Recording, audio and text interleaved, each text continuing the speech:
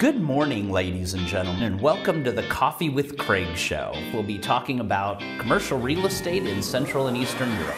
So good morning. Welcome to the Coffee with Craig show. We have a special edition today covering food halls in Poland and Europe. I'm here with Jonathan Doughty. Jonathan, welcome to the show. Hi, Craig. Great to see you and welcome to Warsaw. Thank you very much. Lovely to be back. We've organized some good weather for you today as well. So tell us a little bit about what you're doing now for ECE, what you're doing now for the food and beverage industry, and especially let's focus on our food hall series. So but first, let's talk with you, because maybe there's someone out there that doesn't know who you are. That's very kind of you to say so. So yeah, I'm working with ECE, director of the Leasing Special Projects team, dealing with food and leisure across the estate, looking at all the opportunities that we've got in our real estate to take advantage of that trend that's happening now. As you know, we're moving away from core retail to other things as well, lengthening the day parts, strengthening the attraction of the places that we're in. Loving it. Really enjoy working with ECE, great bunch of people. And yeah, just having to travel a lot at the moment because there's so much to see and there's so many people to meet. Well, I'm glad you wanted to meet here at Norblin, Factory Norblin, because it really is Warsaw's premier. I don't even want to call it a food hall because there's so much going on here, but let's say food hall because that's what we're talking about. So tell us what you're doing. You know, we're in a great place right now called the Piano Bar, which generally seems to be picking up around 10, 11 o'clock at night, maybe later. I don't know. I'm in bed by then. But tell us about Norblin and like why are you here and what you're doing in Warsaw today. Okay. So Norblin for me is probably the best example at the moment in Europe of a mixed use. Don't like that expression particularly, but a mixed use development where you've got so many things going on. You're not reliant on one thing to drive footfall to do your business. You've got a fantastic market hall here, the Food Town, which is brilliant. You've got offices, you've got leisure, you've got great restaurant streets, and then you've got my happy place, which is the Piano Bar. I love to sing. I sang as a chorister when I was a young boy, and coming into this place, it combines two of my favorite things, gin and tonic and singing. Well, next edition, we can have you sing a song as well. And I'll have a couple of gin and tonics. But, you know, I'm not alone in that, Craig. You know, the thing is, there are thousands and thousands of people that come here because it ignites that passion for enjoying yourself. And that's not normal. And I think what I love about Norblin is none of it's normal. And we should rejoice in that and celebrate it because it's leading the path to actually where a lot of us need to be in the real estate world. And I've seen in Warsaw, especially in Warsaw, it seems like Warsaw's leading at least Europe in food halls. Of course, there's been a couple of failures and a couple on the edge, as any business, if you don't research it properly and take care of it properly. But it seems like Poland really is on the cutting edge of food hall technology, or how the development is amazing. And I think, you know, I've been working in Warsaw and Poland from 1989, so I've been here a long, long time. Hugely passionate about the country, hugely passionate about the people because they've just got on with it. And, you know, you've got some of the finest food service operations in Europe in this country. And to me, it's like one of the best kept secrets. You know, you read people online who go, oh, I went to Norblin last week, or I went to wherever, Halakashogi, and I saw this and it was incredible. And you're thinking, well, it's been there for ages. Yeah. They're just now getting noticed. And if this was London, everybody would be talking about it. They would be heroes, right? They would be geniuses in the business. But here it doesn't. You know, and I can understand how Jan Motz and Michael and the guys who own and run the estate here, how they get a little bit disillusioned sometimes because it's like, oh, it's only Warsaw. No, it's not. This is Warsaw as a study tour location is probably one of the best in Europe at the moment to see what's going on in the world. So what do you think about the rest of Europe? Is this going to be is this going to really be changing in the rest of Europe where a lot of the, let's say, food courts are now going to be food halls, or what? How do you see things evolving in Europe or involving in a lot of projects? There's definitely an evolution going on in food. I think what you've got to look at with a food court is that it's it's a day part thing. It's a lunchtime thing with maybe a little bit of early evening food. But predominantly it does its business at lunchtime. It feeds a lot of people, doesn't give them a particularly great experience because they're there just to eat and drink. Yeah, they're at work or something. Exactly. So you're office workers and they're getting stuff. A market hall takes you into a different place. A food hall takes you into a different place because it adds entertainment, it adds nighttime, it adds alcohol. It adds all of the things that actually start to create a place where you want to go to enjoy yourself and eat and drink. Right. And there are lots of locations which are food courts, which could be food halls and market halls. Not all of them, but there are a lot. And a lot of the people that are watching this show, reading our magazines, people that you know are either owners, developers. A lot of these projects maybe were, big box retail that has not worked so well, or even a shopping mall where it just was too much fashion.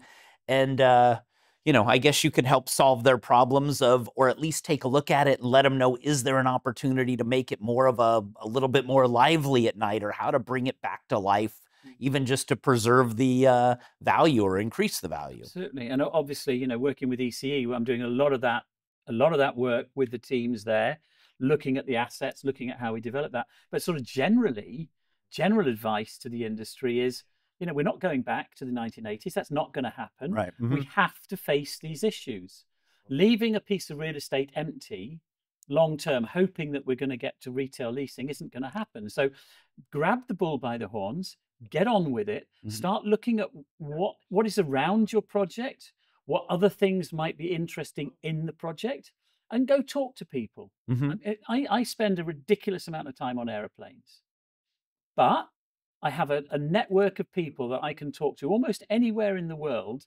And that network I'm bringing into the ECE ecosystem every day to make sure that we've got the fuel to stoke the fire of our new tenants when we need to. And that's really important. Yeah, because if you have an owner or a developer, they could have a big project, but then you need people to manage this stuff, right? Especially food. Yeah, if you don't have the right management or the right company with the right products and the right service, it doesn't go anywhere either. Yeah. And property world, it's dependent on leases. It's dependent on income. So you need to have competent people who, maybe you have to pay contributions because F&B and leisure is insanely expensive to build, especially in Germany. I mean, the build process, the length of time it takes, the approvals is probably the most difficult of any of the countries in Europe, West, East, Central. It's hard work. Right. So you've got to drive this quite hard. But actually, if you do it and you do it well, you're going to be very, very successful. So looking at Europe, who would you expect, or who are you thinking is like the leaders in Europe for more food courts, more international, the operators kind of ideas? What do you see out there? Do you mean operators or landlords? Operators. Yeah. Well, I mean, I've had 2 meetings with the Time Out team in the last week. They've re-energized. Really exciting to see. Porto's just opened. That's going to be outstanding. I mean, truly outstanding. It's just opened. I can't wait to get out there. So Time Out are back on and doing stuff in cities that are European, not just around GCC and some of the other areas. So that's really exciting. Great team, really nice people. I think the guys at Food Town, really exciting, really interesting as well. And they're looking to expand here too. Very I think, much so. The operators. So. Yeah. We're talking to them for a number of locations at the moment. They are super competent. I mean, they tick all the boxes. Right. We've just got to, again, in some ways, they've sort of got to overcome they're from Warsaw thing. Right. If they were in London, everyone would hire them. It's absolutely ridiculous. I think that's really interesting. Obviously, Martin Barry and the Manifesto team out of Prague. I mean, everybody's angling, and of course, dear Andrea Raska and Mercato Metropolitano, who are absolutely nailing it in the UK at the moment. Really, really impressive. But all of these have got one thing in common: it's more than just food and drink. It's about leisure, it's about space, it's about enjoyment, it's about people going and enjoying a shared experience. Right. That's not a food court. Right, that exactly. Absolutely is not a food court. So, Jonathan, great to talk to you about food halls in Poland and in Europe. We're glad, I've been to many of them in Warsaw, and they're opening more and more in Poland as well. And we really want to focus on some of these big ones as well, like Time Out. How are they doing? And I see some of the other, just people opening better places where people want to come.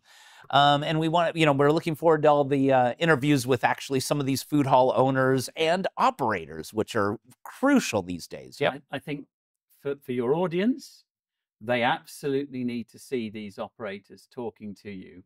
They need to understand far more about what goes into this, because this is not a slam dunk. It's not the easiest thing to do. Yeah, right. They've really got to get under the skin. And I think the more these operators are talking publicly about what they do and how they do it, especially through you and other channels, that's the way to get the industry moving forward. Well, thank you for that. If they talk through us or some other way, also good to know. But I think, with the with the real estate owners, a lot of times it was easy before. It's just lease it.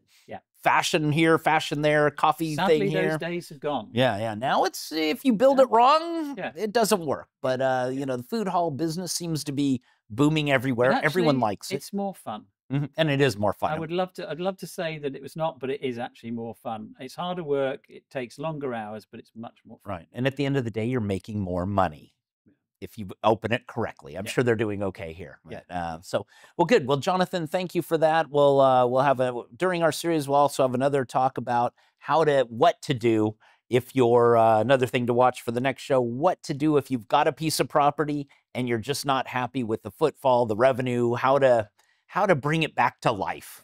Yeah. Okay. Well, thank you all for watching the Coffee with Craig show. Jonathan, thank you again for being on the show again. Great to have you.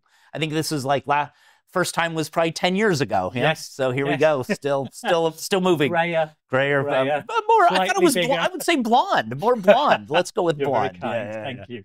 So enjoy the rest of the day and stay safe and watch the news for tomorrow. Click here to subscribe to the Coffee with Craig show, and don't forget to share it with your friends.